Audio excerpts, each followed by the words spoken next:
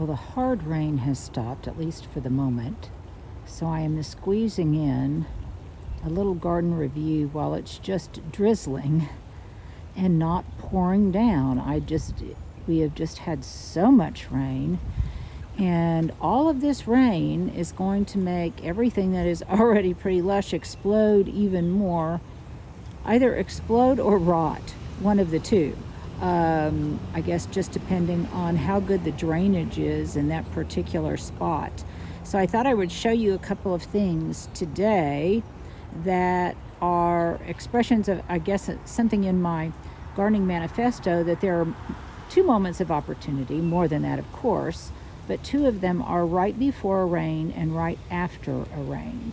So let's talk about some of those, some of the things that we want to exploit relative to working in our garden. And one thing that just amazes me right now is how lush this moss is. This chartreuse, I can't remember if it was Scottish or Irish moss, but just look at it. It is beyond lush, just beyond lush. And typically this is not the case this far into the season. By now it's already starting to dry up and wither something because it's a short-term plant, at least in my Oklahoma garden. But I am savoring its beauty right now. So let's take a look around at some other things. Well, knowing that the rains were going to come and that warm temperatures will be on their coattails, or on its coattails before too long, I went ahead and planted out my urns, which means that I took out the pansies and the violas and the other kind of cool season things. I harvested the lettuces in here, and then I put some angelonia, some pentas, some sun patiens, and some million bells, all of which were on my list of annuals that I love. And they will, first of all, they're getting a really good drenching. There's nothing like real rainfall. No hose watering can mimic the revitalizing, nourishing effects of real rain. So I got these two planted, and I also planted the ones at the bottom of the steps.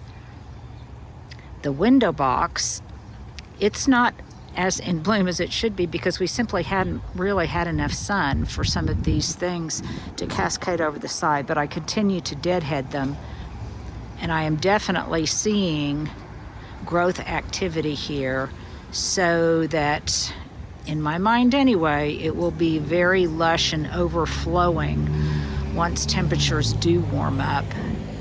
And one thing that has thoroughly enjoyed these cool temperatures and the rain, and this is this cup and saucer vine that my friend Carolina Elizabeth gave me, and I've got it planted in a couple of different spots in the window box, and it will bloom in purple. There's another one right there. And again, in my imagination, along with the mandevilla vine, will begin to clamber over the edge. So vines are not just for climbing up things, but also for billowing out over things. Well, I'll be honest, never in my imagination did I think that Lemon Lane would turn out to be this beautiful so shortly after its installation, but it really is, even when it's drenched and dripping, and all of the branches are heavy with wet and rain, but it nevertheless is, I really think it's just lovely. And one of my favorite planting combinations that I will put on my website under Southern Living Plants is that Miss Lemonabilia, Lemon Lime Nandina, then punctuated with Better Boxwood, with blue and white perennials and annuals. Now, something else that amazed me, oh my gosh, this It's a Breeze Rose. I expected, just because it was a Southern Living plant, that it would perform well. But I guess, first of all, I did not anticipate that we would get such good rainfall here in the first years of this garden. Even though it got very, very hot last summer, it didn't in any way, and very cold this winter, it didn't seem to deter deter the performance of this ivory It's a Breeze rose. In fact, you know, too much of anything, even if it's a good thing, is simply too much. And I think that this rose, as fabulous as it is, has gotten to be a little bit much in scale for this side of the garden, in contrast to this one over here that was planted a year later. It's about at the right scale. So what I'm going to have to do is, after it finishes this bloom, and I anticipate this will be fairly quickly, because with so much rain, and then the sun will come out and it will brown these beautiful white petals and the beautiful white blooms, and they will be ready to be cut back hard. And I will do that, and of course it will respond with more growth and blooming again. But this is the way, this is an opportunity after the rain that I can prune it to maintain its size and shape, and also encourage more blooms. And I am loving all of this foxglove, this digitalis, waving at me. And interestingly, I have noticed in several of my potted boxwood that there are lots of foxglove seedlings where I scattered some seeds that are growing in place at the base. As I've mentioned earlier, foxglove is a biennial, and in the first year it puts on foliar growth, and then the next year it blooms. So those little darlings that are growing at the base of the boxwood in those pots, I will let them grow there, and then during one of those opportunistic moments, probably before a rain, maybe this fall, I'll transplant them to another section of the garden where I really want them to grow, because obviously they can't optimize their beauty at the base of a boxwood in a pot.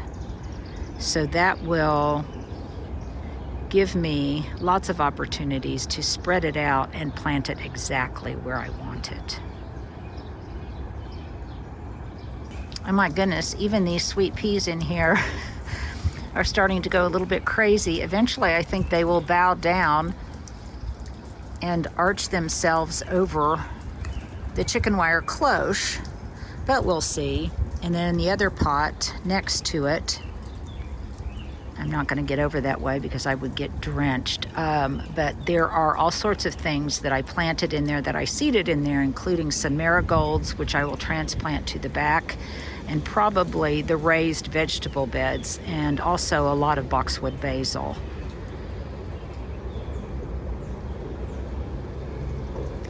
But this is pretty much the essence of a cottage garden right now. Which, by the way, you know, I get lots of comments that say, oh, this looks overgrown. That's not my style at all. It looks messy. It's too much. And I respect that. And I've said over and over again, you do you and I'll do me. This is definitely a style of gardening. And if you prefer a more rectilinear, orderly, a lot more natives, a more traditional landscape with just lawn and a ranch style flower bed, horizontal flower bed in front, then that too can be beautiful. This is just a very, very specific type of beauty that I think is befitting the cottage. And these long, slow, cool days, wet days, I can't imagine what the hydrangeas, the white weddings, and the deer Dolores, I can't imagine what they're going to look like when they ultimately come into bloom. Now, I thought that I didn't have any milkweed in my garden. I thought that what I had planted originally, year before last, I thought that it had just gone bye-bye and had disappeared in the garden. But au contraire, you guys know how I love to recognize seedlings as they come up. And there were some that I kind of recognized, but not completely. I wasn't exactly sure what they were.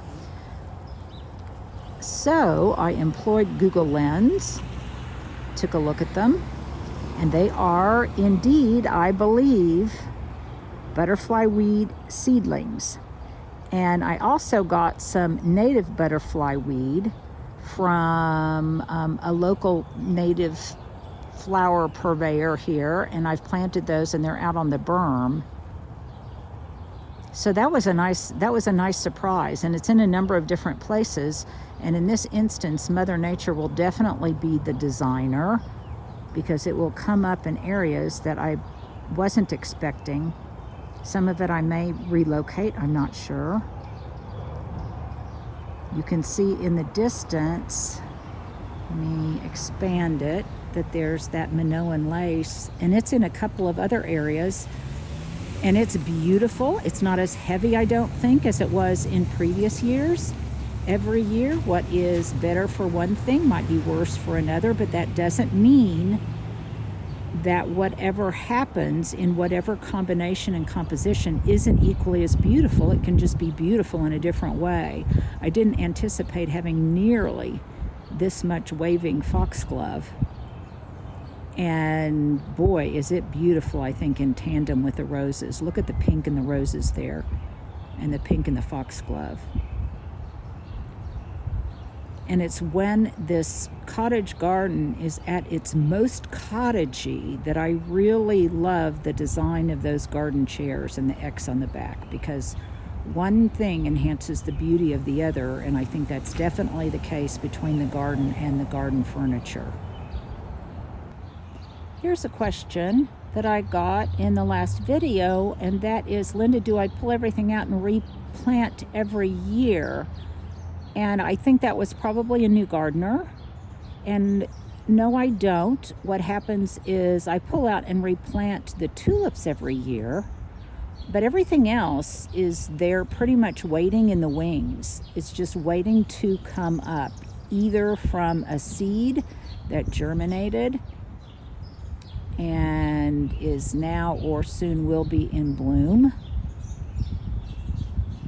or it's just something that is existing in the garden that has grown, or it could be a bulb like that allium in the distance. It could be something, but something that was already in place and is just now coming into bloom and becoming part of the show. I did a whole session on nothing but deadheading, and most of my East Friesland, the first initial bloom is past, and I deadheaded all of it. So there will be a lot of it coming out again in short order. And then you can see the Veronica spires here in lavender. They are just showing a hint of color. And by the way, I got this as a gift from someone, so I'm not sure the exact variety, but either it or something very, very similar is available at Bricks right now. I showed it on that Channel 9 episode I did the other morning.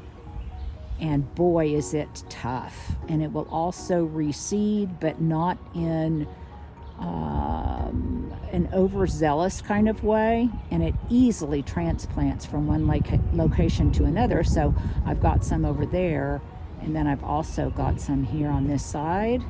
And there are some bunches of it also up there on the upper terrace. This section of the berm may have the most beautiful spires of larkspur than anywhere else in the garden, perhaps because it is in a territory all its own. There's some up there with the foxglove and with the roses, but this here is more impactful, maybe because it's in isolation.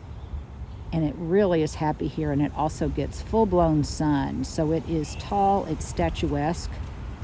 If it were in a more shaded location, like it used to be at my other house, after a heavy, heavy rain like we've had, it would not be standing so tall, because the stems would not be nearly as strong, and they would succumb to the weight of the water, perhaps the weight of the wind as well. But this here is very happy. Some of it, once it's done blooming, I will pull out because it starts looking ugly. I will pull out, but a lot of it I will leave in place, or some of it I will leave in place to go to seed. And it can go to seed in situ and come back where it was, or I can spread that seed around. The baptisia, excuse me, the indigo blue baptisia. It is pretty much finished blooming now. The blooms don't last long, but boy, I love that blue-green foliage. And then I relocated a lot of coneflower, a native here, some echinacea. I relocated it to the front where it won't get bullied out or shaded out by things on the upper terrace. And when it blooms in pink, it will just be a beautiful, beautiful color echo with that Obsession nandina, which I must tell you I am obsessed with right now. By the way, it is a sterile version. It will not flower or bloom, so it's not invasive. It is just, well, it's just spectacular.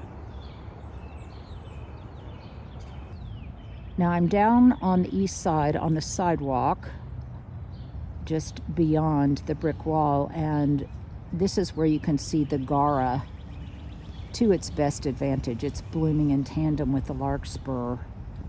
But then something else is coming into bloom, and I think this is just a beautiful combination. If you're looking for a perennial that looks great with Obsession nandina, look no further than this pink Yarrow, because it is a beautiful combo. And again, I love the foliage. It's ferny textural. I love the fact that its finely cut leaf is a beautiful counterpart to the foliage of the chrysanthemums and the nandinas. In fact, some of that chrysanthemum in the back looks like it's gotten a little bit too much water. And I'm trying to decide, this is my question of the day, and these will bloom in white, should I let it bloom and then give it a Chelsea chop, or should I chop it and keep chopping it until July 4th and let it just put out a spectacular but delayed bloom in the fall? What are your thoughts on the matter? Look at all those buds of the Achillea, I'm not sure how to pronounce it. Let's just say Yarrow. And then what is really growing up, which is also a beautiful companion to the Obsession nandina, and that is this lantana.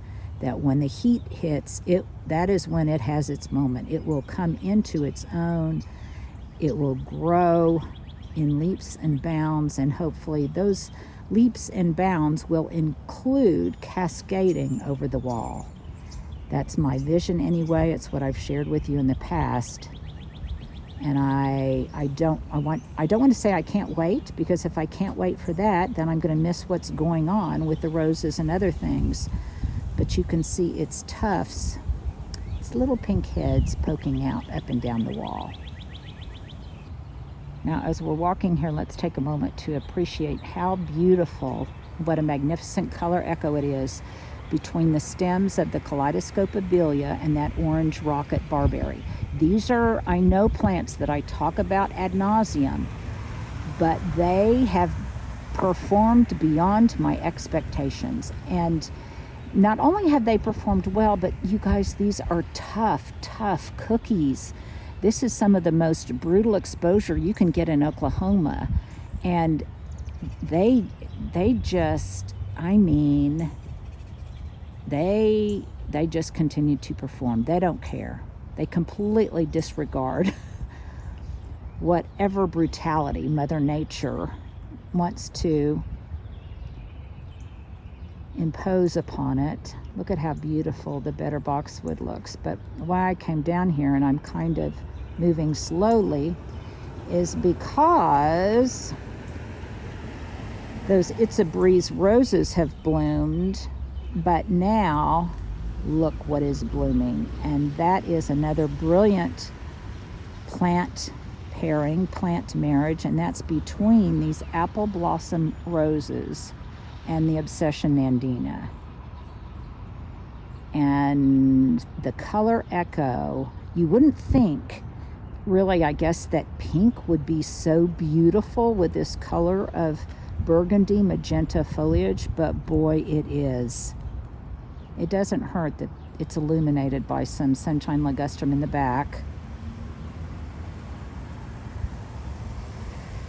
But these roses, just like the lantana, will prove my point that the rhythm and repetition of some element, and in this case plants, roses, lantana, obsession, nandina. I've shared this before, but it's probably my favorite garden design principle that's repeated up and down a space, is dramatic, it's effective. You can see those roses blooming in the background. It gives cohesion to the garden. It gives drama. And let's face it, it's just simply beautiful. Look at all those buds. So I think I planted six of these roses. I'm going to have to count them now. And look how it's climbing up into that huge boxwood ball. The ones climbing into the Yopon holly, they are not blooming yet. But look at all of these. And boy, roses and boxwood, you talk about a fabulous combination. That's about as striking as it gets, and about as classically English garden as it gets, especially in this kind of misty, low light weather. Isn't this Penstemon beautiful? In contrast to the Husker's red Penstemon, which I'll show you momentarily, this one is a native. My friend Ann Reynolds in Texas, she called it the Brazos, I'm not sure, named after the river in Texas. But it is a native, and it will reseed itself pretty prolifically in the garden. But you know what? Right now, that's just fine with me because it matches exactly the vibe I've got in my garden. Let's move over this way, maybe a little more quickly. Look at all of it there. Because it so perfectly matches my color palette. It's lacy, it's romantic, it's natural, it's a great pollinator. It looks like it fits into the style, effortlessly into the style of a cottage garden. And if it goes to seed in some place I don't want it to, then I will, I'll just transplant it. I'll take some to my kids up in Denver, or I'll just pull it out and compost it. It's win-win all around. Now let's get back up on the upper terrace, and you can see it from this perspective. A lot of these alliums along the path, the flagstone path that I have, that is practical in function. I can use it to walk deeply into the beds, but it's about finished. The ambassador alliums, there are few disappointments this season, but the ambassador alliums are one of them. I'll show them to you later because they just are not blooming as large, and some of them are not blooming at all. So they may be one thing that really has not liked all this rain, really did not like those cold temperatures that we had, and they have suffered because of it. But I digress. I am up here because I want to show you the Husker red Penstemon, and there it is. And it's named probably after the color of its foliage, which is actually more of a deep purple. But the flowers are white with a hint of pink at the base, and they provide that same beautiful lacy quality to the garden. And some of it went to seed and reseeded. And I'll be repositioning some of it from a location that's probably a little too shady. But look at how it contrasts with that ligustrum in the background.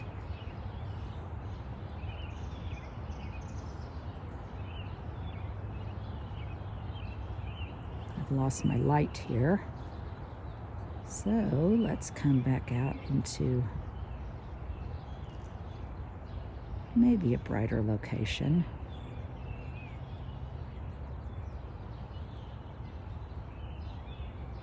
It is lovely. When the sun comes out, it'll get droopy and look rather wilted and tired. But boy, for this moment in time, well, let's just say there's a reason that places like Scotland and England and the Pacific Northwest are considered the garden meccas of the world. And speaking of England and Ireland and Scotland, boy, does that not look like a Scottish sky? In fact, does that not look like a Scottish setting or an Irish setting with a little cottage with that gray, moody sky behind it?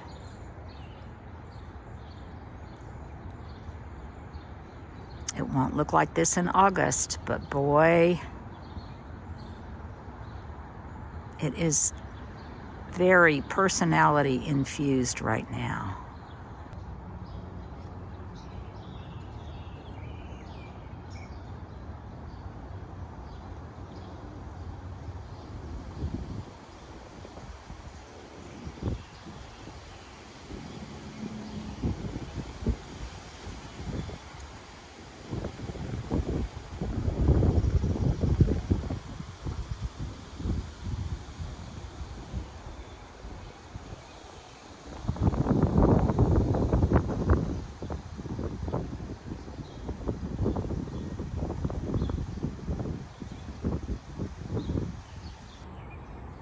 Now there's one section in here,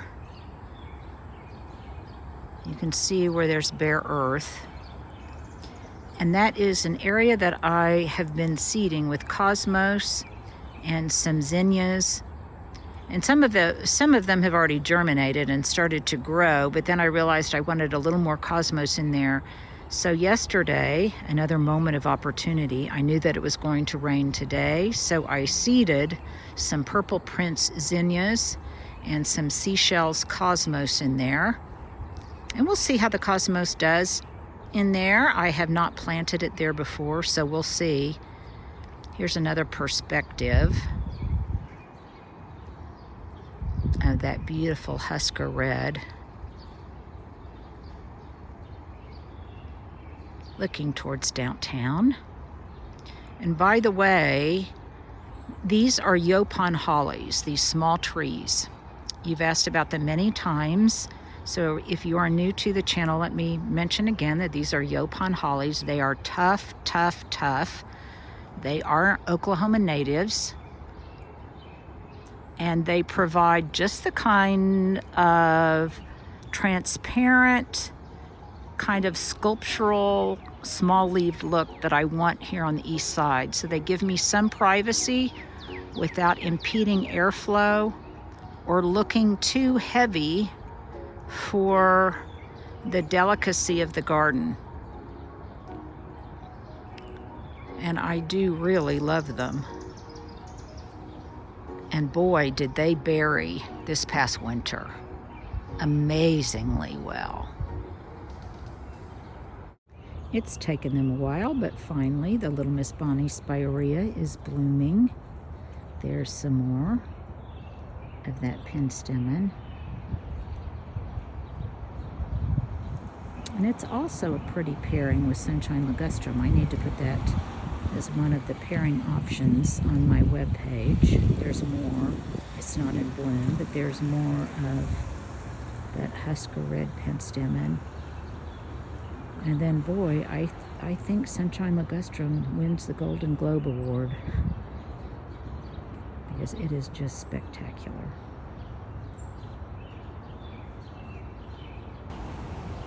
It's that pot of better boxwood right there that has all sorts of seedlings of foxglove at the base. Some of it's a little chewed on, but that's okay.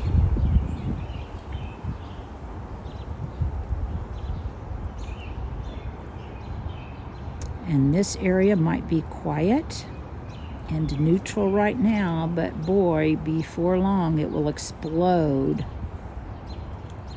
in varying shades of white and in textures of hydrangea and azaleas. And then I don't know if I have showed you recently or not recently how the blooms of the taiga clematis, this is a southern living plant, are showing off right now with those complex blooms climbing up into these cedars. And boy, have they matured since we moved in. These were already here. They're probably a little bit big for this space, but they're gorgeous. And this winter, fear not, I will prune them back because they are some of my favorite candidates for greenery in the winter. Those are some pretty happy moondance hydrangeas there.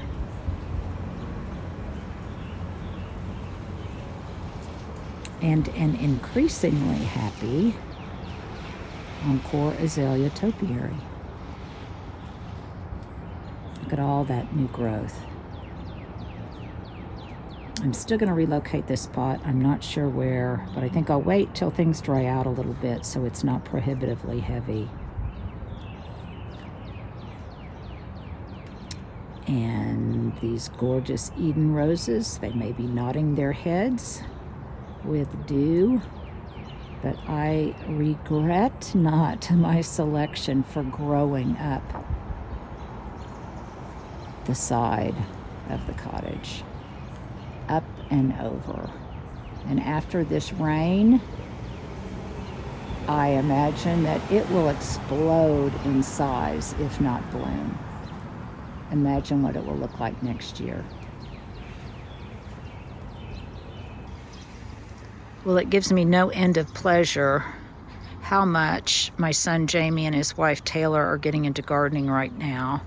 We're going to be going up there and planting a bunch of things pretty soon, but Taylor has she's got a real eye and a real knack, and they're working on an area. It won't be identical to this, but it'll be similar to this kind of, where they will have a bistro table and chairs in an area in their backyard. And I'm sure they will consult with my grand dog Goose to make sure that it matches the aesthetics of their sweet home, their sweet 100-year-old house in Denver. And I'll be sharing a lot more of Taylor's content on my channel. She is an amazing cook, far, far better than myself. And I'll be sharing a lot more of her content. You can follow her at Mountain Millennials on Instagram.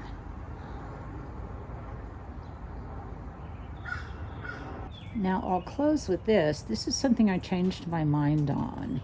You guys may recall that in this large olive urn just outside my kitchen window, I was going to plant one of those sterling moon begonias.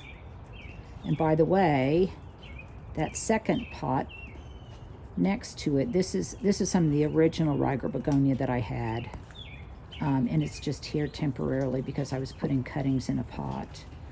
But I felt that first of all, it got just a little bit too much sun back here, and it also got too much wind. This is kind of like a wind tunnel in here, and so because of that, it was beating up the beautiful massive leaves of that begonia a little too much. So I decided to put some of this beautiful everwhite Agapanthus in here, and I really like the way it looks. And it can handle the sun, the heat, and the wind a little bit better, plus it's absolutely beautiful. I've got another basket of it down there that I have filled that needs to be put into place. But I love the way this looks looking through the kitchen window. Makes me happy. And after all, that's what gardens are about. Providing happiness to the gardener and the garden viewers. Do you see that drop of rain? Well, thank you guys for hanging out with me on this very wet Tuesday. We'll be back tomorrow with Wednesday Walkabout. Probably some kind of backyard project. A lot of it just depends on the weather. We sometimes don't know what is going to materialize because it's all up to Mother Nature sometimes. You guys have a great evening.